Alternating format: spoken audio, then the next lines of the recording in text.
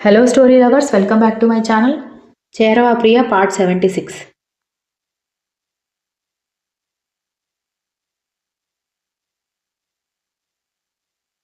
ఎట్టకేలకు నన్ను పస్తులు పడుకోబెట్టాలని మాత్రం గట్టిగా నిర్ణయించుకున్నావన్నమాట అని విజ్జు అనగానే అత్తయ్య గారు త్వరగా నన్ను కోడలుగా యాక్సెప్ట్ చేయాలని మా నాన్న త్వరగా మారాలని కోరుకో విజ్జు, నీకు ఇంకా పస్తులు ఉండవు, ప్రతిరోజు విందు భోజనాలే అని నవ్వుతూ ఐశ్వర్య వంటగదిలోకి వెళ్ళగానే ఆహా, ఆ ఊహ ఎంత బాగుంది అని అనుకుంటూ ఆఫీస్కి రెడీ అయ్యాడు.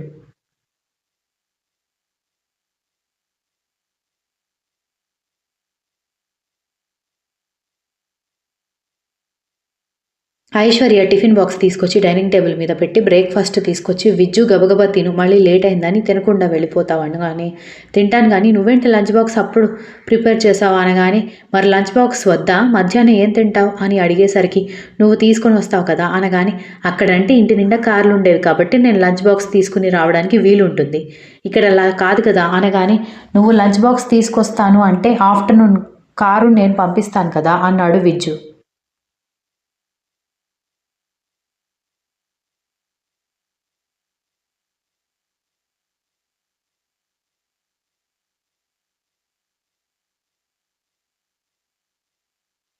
ఎందుకు విజ్జు పెట్రోల్ వేస్ట్, పాపం డ్రైవర్ని కూడా ఎందుకు అన్నిసార్లు తిప్పడం అనగానే అరే, ఇలా చిన్న చిన్న పనులు కూడా చేయకపోతే ఎలా, ఇలాంటి వాటికే కదా మనం వాళ్ళకి శాలరీ ఇస్తుంది అని అంటూ ఆమె నడుం చుట్టూ చెయ్యేసి ప్లీజ్ బేబీ, నాకు నేను డే అంతా చూస్తూ ఉండాలని అనిపిస్తుంది కానీ ఇంట్లో కూర్చొని ఉండలేను కదా, అందుకే తప్పక ఆఫీస్కి వెళ్తున్నా, ప్లీజ్ రావే అని రిక్వెస్ట్ చేస్తూ ఆమె పెదాలని అందుకోవడంతో సరే అని అంటూ అతన్ని బలవంతంగా వదిలించుకొని వస్తానులే 11:30కి కారు పంపించు అని చెప్పడంతో సరేనని అంటూ వెళ్ళొస్తాను బేబీ, నా గురించి కొంచెం ఆలోచించవే అని చెప్పి కనుకొట్టి వెళ్ళిపోవడంతో నవ్వుకుంది ఐశ్వర్య.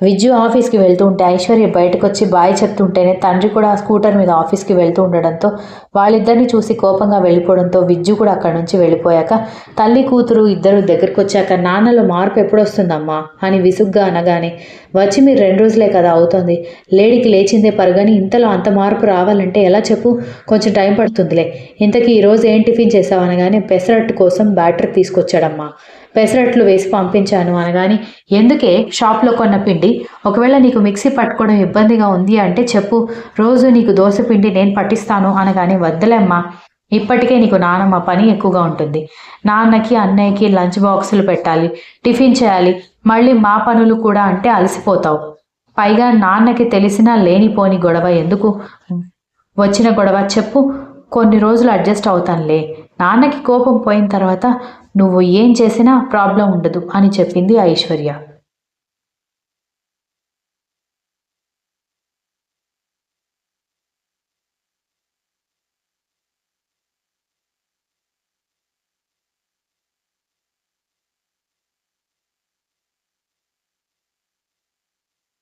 అది కాదమ్మా, అల్లుడు కూడా కాస్త కడుపు నిండా తింటాడు కదా అనగానే అమ్మ, రెడీమేడ్ దోసపిండి అంటే అదేదో విచిత్రమైన టేస్ట్ ఉంటుందని ఎందుకు అనుకుంటున్నావు, అది కూడా దోశ టేస్ట్ ఉంటుంది, కాకపోతే గ్రైండర్లో రోట్లో రుబ్బే దానికంటే కొంచెం టేస్ట్ తక్కువగా ఉంటుంది అంతే, వాళ్ళ ఇంట్లో కూడా ఇన్స్టెంట్ బ్యాటర్ అప్పుడప్పుడు కుదరనప్పుడు తెచ్చుకొని తింటారు, విజ్జుకు అలవాటే, తనేదో ఇబ్బంది పడతాడని అనుకోకు, కూరలు అయితే నేనే కూరగాయలు తరిగి కూరలు చేస్తున్నాను, చట్నీలు కూడా నేనే చేసుకున్నాను, వంట నేనే చేసుకుంటున్నాను కదా, ఇంకేంటి ప్రాబ్లం అని చెప్పింది ఐశ్వర్య.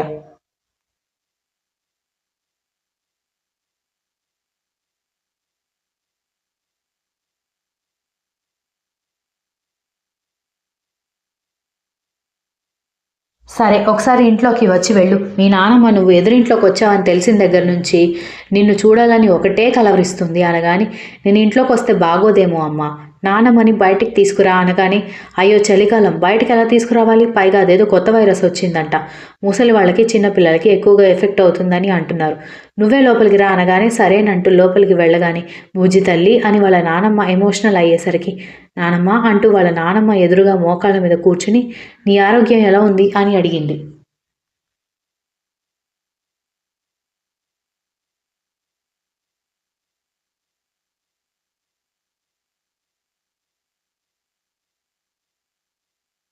నువ్వు సంతోషంగా ఉన్నావని తెలిసిన తర్వాత నాకు 1000 ఏనుగుల శక్తి వచ్చినట్టుగా ఉందమ్మా అనగానే, నవ్వుతూ అయితే మరీ మంచిది కదా అనగానే, అబ్బాయి నిన్ను ఎలా చూసుకుంటున్నాడు అనగానే, పువ్వుల్లో పెట్టి చూసుకోవడం అంటే ఏంటో నాకు తెలియదు కానీ పువ్వులు లేకపోయినా అంత బాగా చూసుకుంటున్నాడు అని ఐశ్వర్య చెప్పడంతో, అమ్మ నాకు ఇప్పుడు ఇంకా ప్రశాంతంగా ఉంది అనగానే, చాలా ఇష్టం నానమ్మ నేనంటే చాలా చాలా ఇష్టం. నా కోసం ఏం చేయమన్నా చేస్తాడు. నా వెంటే తిరుగుతూ ఉంటాడు ఇంట్లో ఉన్నంతసేపు అని ఐశ్వర్య చెప్పడంతో ఆవిడ ముసిముసిగా నవ్వుకుంటూ, మరి సంవత్సరం తిరిగేలోపు మునిమన్నవాడిని ఇస్తావని అనుకోవచ్చా అని అడగడంతో షాక్ అయింది ఐశ్వర్య.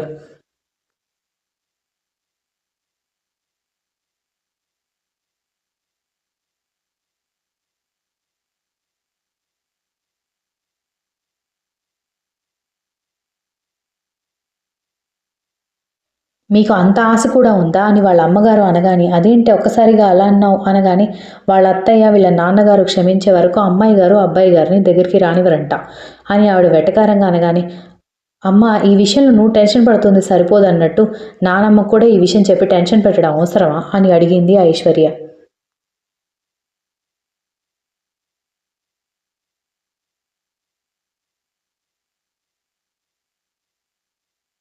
అది కాదే మొగుడిని దూరం పెట్టడం ఏంటి అని ఐశ్వర్య వాళ్ళ నానమ్మ అడిగేసరికి, దూరం ఏమీ పెట్టడం లేదు, ఇద్దరం దగ్గరగానే ఉంటాను నానమ్మ. తనెప్పుడూ నాకు దూరంగా ఉండడు. ఒక్క భార్య భర్తలుగా ఇంకా పరిపూర్ణంగా మేము దగ్గర కాలేదంటే అనగానే, అదే ఎందుకు అనగానే, అదేంటి నానమ్మ మా అత్తయ్యకి ఇటు నాన్నకి ఇద్దరికి పెళ్లి చేసుకోవడం ఇష్టం లేదని తెలుసు కదా. అలాంటప్పుడు మేమిద్దరం దగ్గరైతే ఎలా ఉంటుంది? అదే వాళ్ళు క్షమించి మమ్మల్ని దగ్గర చేస్తే బాగుంటుంది అనగానే, వాళ్ళు ఎప్పటికి క్షమించాలి, మీరెప్పుడు భార్యాభర్తలుగా పూర్తిగా దగ్గర అవ్వాలి అని అడిగింది ఆవిడ.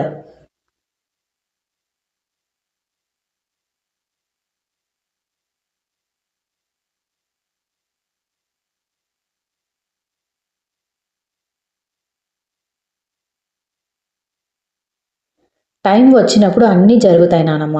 నువ్వు అమ్మ అనవసరంగా టెన్షన్ పడకండి అనగాని, నువ్వు నోరు మూసుకో. అలా భర్తను దూరం పెట్టొచ్చా? చూడు భార్య ఇలాంటి విషయాల్లోనే భర్తని ఆకట్టుకోవాలి.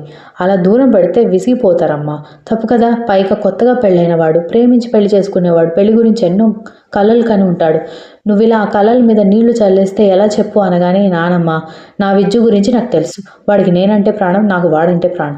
ఇలా భార్యాభర్తలుగా దగ్గర అయితేనే మాకు ప్రేమ ఉంటుందంటే అలాంటి ప్రేమ మాకొద్దు అని చెప్పి ఐశ్వర్య వెళ్ళిపోవడంతో, ఏంటే ఇది ఇలా మాట్లాడుతోంది అని వాళ్ళ నానమ్మ అడిగేసరికి, నేను కూడా నచ్చ చెప్పాను అత్తయ్య, తను వినడం లేదు అని అంది ఐశ్వర్యాల అమ్మ.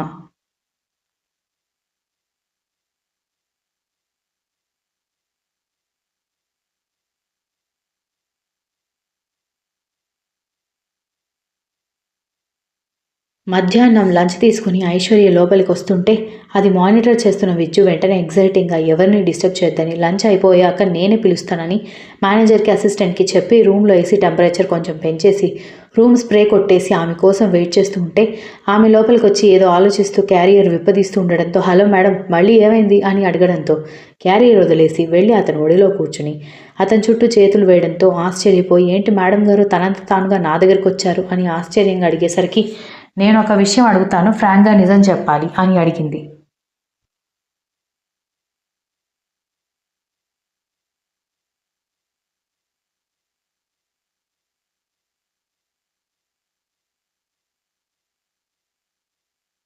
ఏంటో అది అని విజ్జు అడిగేసరికి, ఇప్పుడు మా నాన్న మీ అమ్మగారు మనల్ని క్షమించి వాళ్ళు దగ్గరుండి మనల్ని కలిపే వరకు మనం దగ్గర అవ్వకూడదని నేను చెప్పాను కదా అనగానే, అవును అని విజ్జు అనగానే, ఒకవేళ వాళ్ళు క్షమించడం లేట్ అయితే నీకు నా మీద ప్రేమ తగ్గిపోతుందా అనగానే, విజ్జు ఆశ్చర్యపోయి, ఈ మాట ఎవరన్నారు తల్లి నీతో అని అడిగాడు తల పట్టుకుని.